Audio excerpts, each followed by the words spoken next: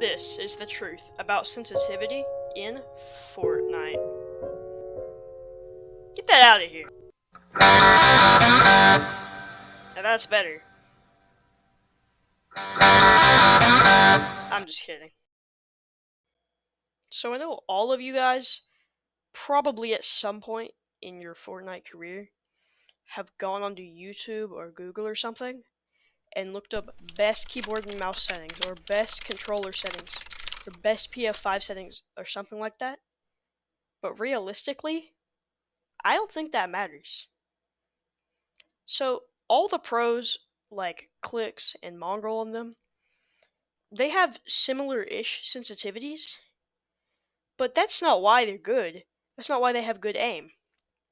They have good aim because that's a sensitivity they've practiced at their entire career. For example, if I had a sensitivity of 30, I would probably get pretty good at that sensitivity after like a year of using it. But if I just randomly changed it to 32, because I saw that my favorite pro had his sensitivity at 32, I'd be slightly off, because that's not what I'm used to. And I know all of you are going to be saying, but Flint, if your sensitivity is like 60, you're not going to be good if you just get used to that. But obviously, if you have it super high or super low, then, like, it should be obvious that that's just not, it doesn't apply to that. So what I mean by this is that you should take a sensitivity and stick with it for as long as possible. If it's something super high or super low, then I'm going to recommend that you change it. But if it's around the zone which most people's sensitivities are, then time and practice are all that it's going to take. Now, from this, I know a lot of people are going to be asking about aim training. So, I believe that aim training helps you. I started aim training with my shotgun when I was on controller, and I started getting really good flicks in shotgun aim.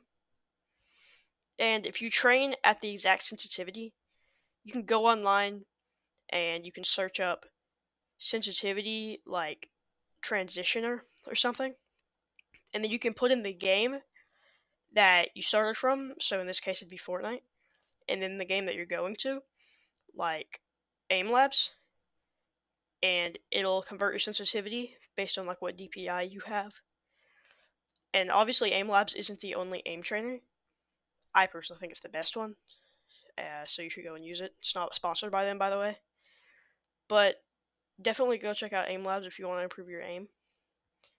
But still, even if you have a super high or low sensitivity, Aim Labs isn't going to help you with that.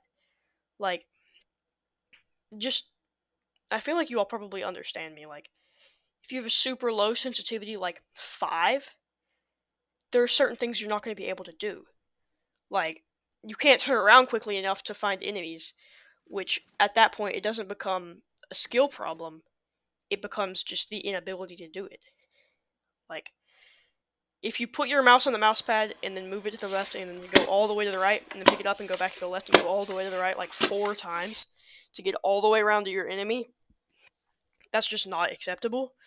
Or like if it's so high that you like just barely move your mouse and it flicks you around 30 times, that's, I don't think anybody could get good with aiming at that. Like a professional player, if they played with that for years, they could never get as accurate as they would be on just a normal sensitivity. So as to what sensitivity ranges I would recommend, I'll go in depth about the advanced sensitivity because like sensitivity like the normal one is just kind of, it's not specific enough for me, but I'll show the ranges that I think are okay. So on PC, I'd recommend anywhere between 7 and 10 sensitivity at a DPI of 1000. And on controller, in advanced, I would recommend any sensitivity from 29 to 41. Everyone has their preferences with these, and I'm not saying you should follow these exactly. These are just what I recommend based on what I've tested. So, somewhere in that range is always okay. But, you know, really anywhere that's not too extreme high or too extreme low will get you somewhere when advancing your aim.